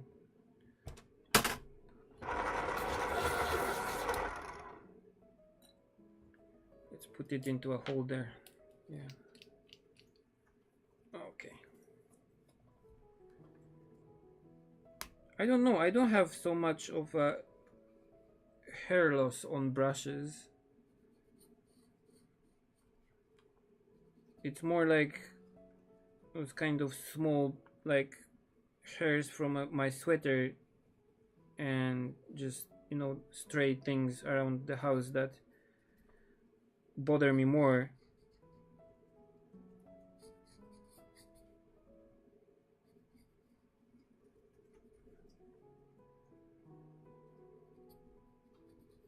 Yes, draw and paint. We have been watching a lot of Lord of the Rings recently, so that's why.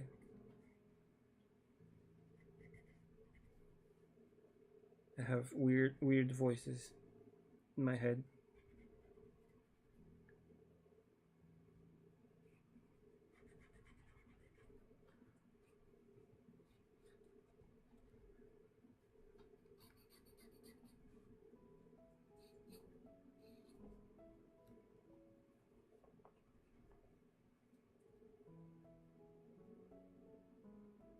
Ah, yes, the Korean style brushes or brushes like this one.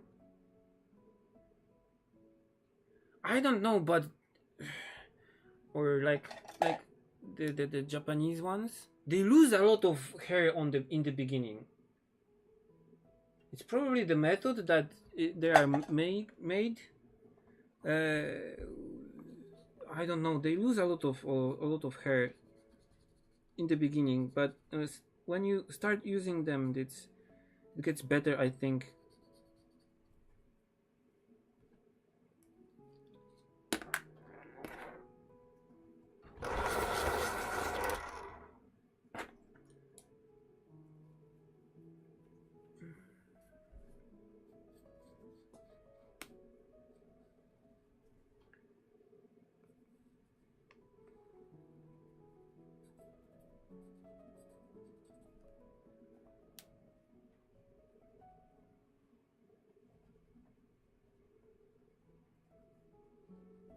Okay, and let's make this part here darker.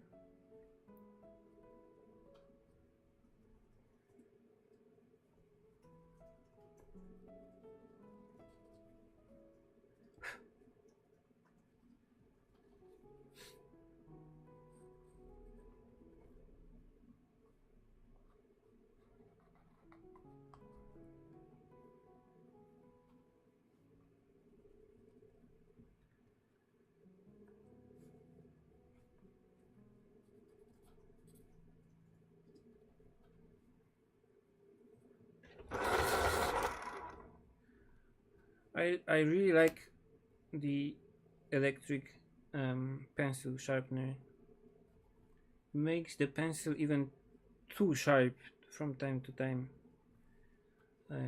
We use I say we, but the animators in the animation studio used a lot of it, so the sound is kind of nostalgic for me, because it's like when you have 20 or 30 people doing like the animation in the same room, they use the erasers and the electric erasers like this one, which makes this nice sound, and the electric pencil sharpeners a lot.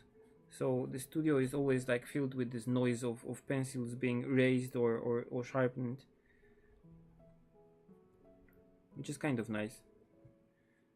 With the computer you don't have any noises except if an error is there and a computer goes like bang bang bang bang bang or something. But I like the noises that the pencil sharpeners make.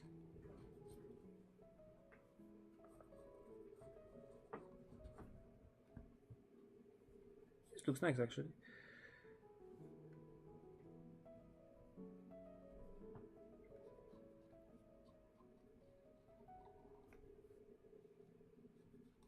Okay, and like this thing here, I want to make it more stand out, so I'll use the pencil like strongly, really pressing down on it. I like the Staedtler pencils that are thick, more softer than 7B, like 7B, 8B, and also from the black ones, the 6B, because they are really matte, so they are more like color pencils than regular pencils, and they leave lines that is matte. So if you do a photo or scan of the picture, it's really nice and matte. And they are really nice for adding black lines on watercolor paintings. Even on like watercolor paper, they work okay. And they don't smudge, but you cannot erase them. I mean, you can erase them a little bit. It's like you can erase them a little bit, but they also don't smudge when you use watercolors on them. So that's really nice also, because softer pencils like the Mitsubishi ones, like 8B or something, when you use pencils on when you use watercolors on those pencils, they smudge, but these ones don't. And so you can, for example, paint, then use the pencils, then paint again on the thing that you use the pencils on. So yeah, that's a really nice thing. And yeah, the minus is that you cannot erase it. They are not good for main pencils, like to paint everything with them, but they are really nice for adding some lines and details after you finished with watercolors. And I also like the QandA February, the Pure Noir ones. Are really thick, and they are really nice for adding details for bigger paintings and for paintings that you don't do in sketchbooks, because when you close a sketchbook with details done with those pencils, I think they are more like charcoals than pencils, you will smudge everything, but they are nice and black and matte, which is good. You cannot erase them, which is okay, minus point, but they are really nice. I know some illustrators that actually do sketches and drawings with them. For example, the guy who does illustrations for Neil Gaiman's books, I don't remember his name, does most of his like sketches and people's drawings with those pencils. So yeah, they're good. They're really nice. I recommend to buy the 2B and to try them on a smooth paper. It's a really nice feeling to use them. Okay, I'll just add some white details. Let's add some white details. I don't know. I'll use the. Yeah, this is the thing. The Dr. P.H. Martin's bleed proof white went bad on me. I don't know. It kind of turned into kind of translucent jelly in the jar. I don't know why. So I'm kind of disappointed with this lately. I used only half of it, and the rest turned into like kind of a jelly. And even though I tried to mix it, I don't know, it does not want to mix so well.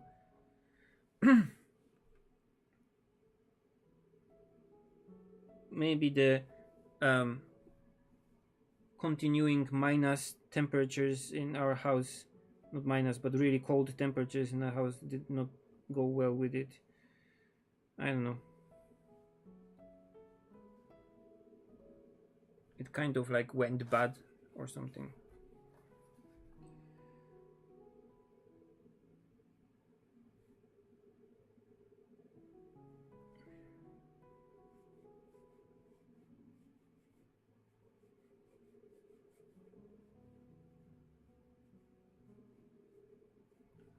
Okay.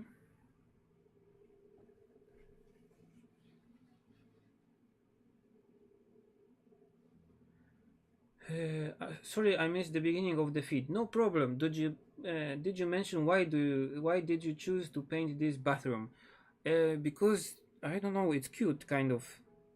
And also, I gathered some materials about like old Japanese houses on my Pinterest lately, and I want to do some sketches that we will probably use with Kana in the next project that we will be making, that I'll be announcing after I finish my animation.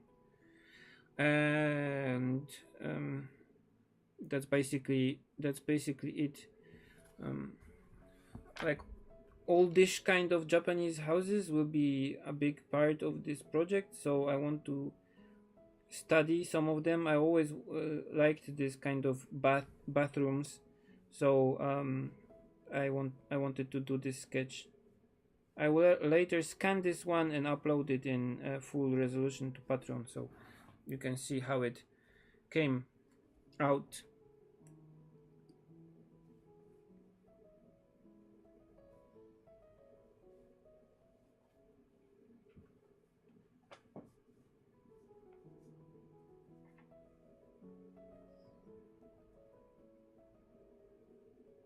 Well,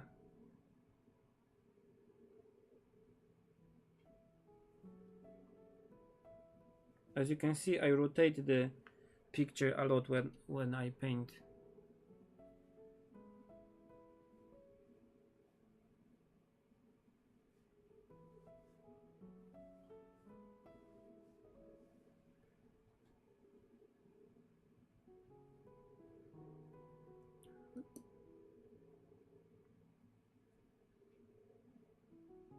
I bought that metal pencil extender, but only fit certain pencils, not Mitsubishi pencils.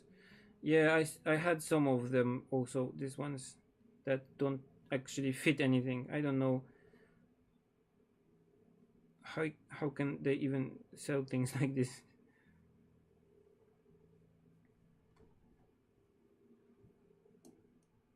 I mean, Mitsubishi pencils are not exactly thicker than any, maybe a little bit, but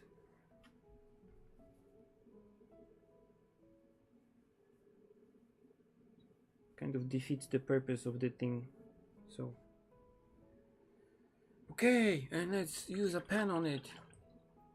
So I have white pens, like these Sino pens. I actually like them to add some add some details. They are nice because they work on watercolors okayish. Sometimes they can clog because of the watercolors, but most of the time they are okay with it. So I use them for stuff like reflections or signs or stuff that I just are too detailed to paint. When they dry, they are not so white, just off-white, just like regular, like acrylic or gouache or whatever paint. But they're kind of easy to use. I especially like the smaller one.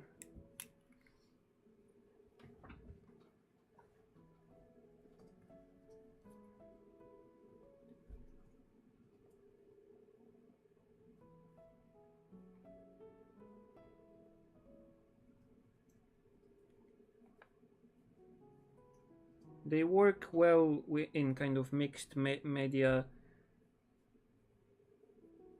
setup when you can just go with all kinds of stuff and use them in some places.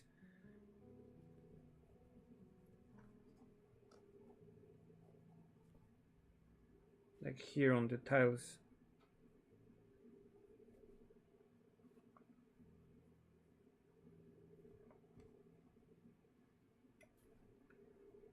Just to add a little bit of detail here and there.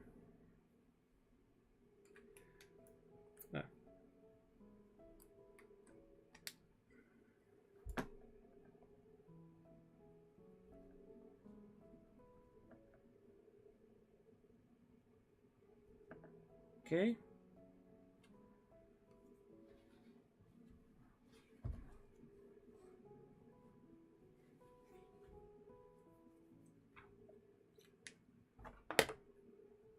And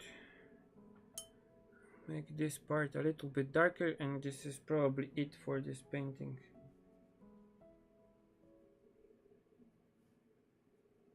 I painted the tiles here, so now I have like a grid that I can fill with just a little bit of watercolor, so it's not so kind of painted on. I mean, it's painted on, not drawn on with a pen.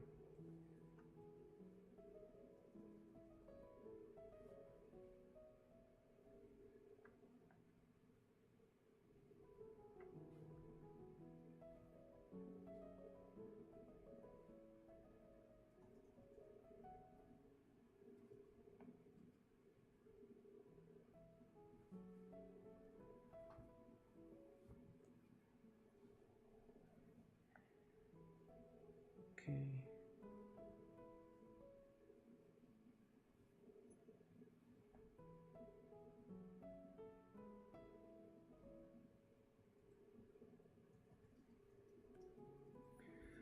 I'm on hold with Arduino projects right now because of the animation. It's really a lot of backgrounds to paint. I have one person that is helping me with the backgrounds that is also like an internet creator. She actually is an internet creator that does like watercolors, but we have to just get on it and paint a lot of the background. So no, but I bought some things that I wanted, like a motor, like motors and some sensors. So my new robot kind of thing is getting shape. I actually bought a new motor driver recently, so I was able to move my motors the way I want. So I'll be doing this when I have some free time, but probably before doing the Arduino project, I'll be doing some DIY woodworking again, because I want to do a nice wooden case for my watercolors that I have on my desk. And yeah, that will be probably first thing to do. And I'll add just a little bit of like a shadow here, so there's like a depth gap between the wall and the bath. Okay, I'll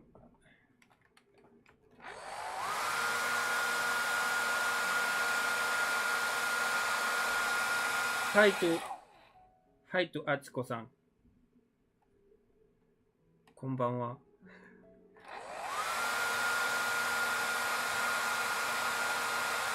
And now I'm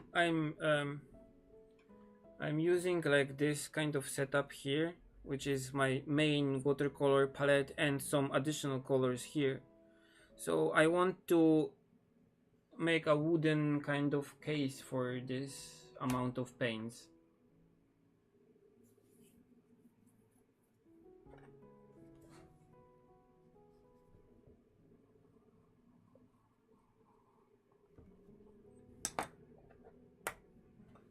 And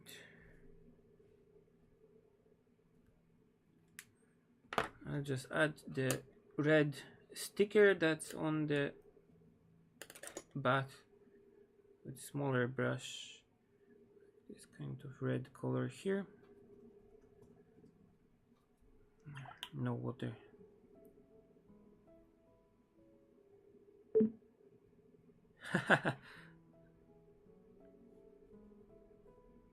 Yeah, it would be easier if the wall was not tiles. Okay. Okay, this is it. I think I don't want to overwork this one.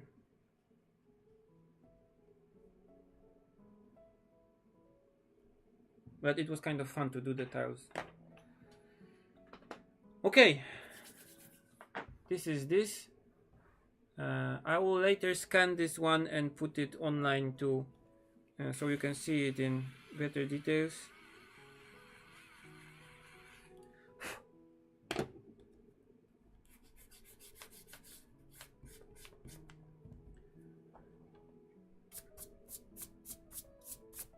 Okay. Okay, so if you have any more questions, please ask now. If not, we will finish this chat because it's already long. So, yeah, I'll be uploading this one for you in full resolution.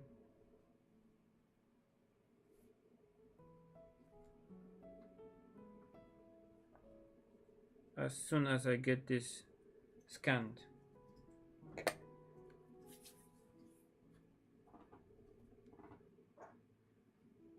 And this comma is a balance comma.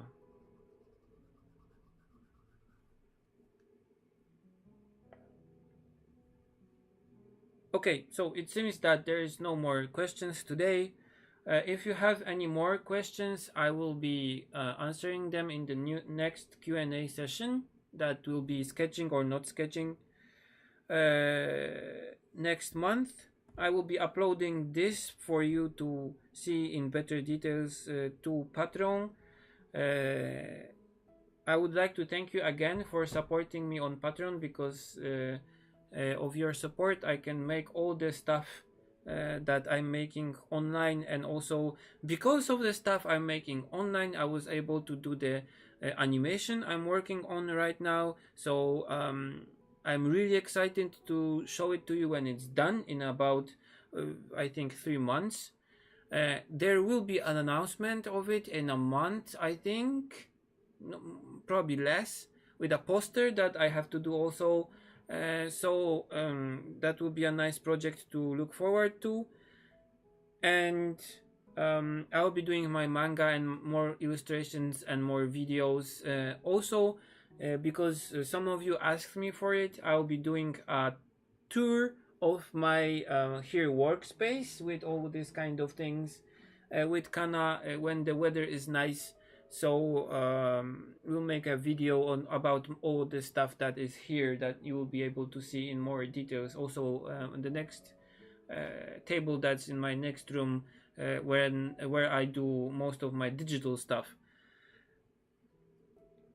Okay, so that's it for this Q&A session. See you next month, and thank you for coming.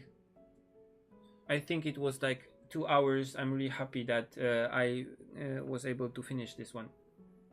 See you in the next Q&A session. Bye.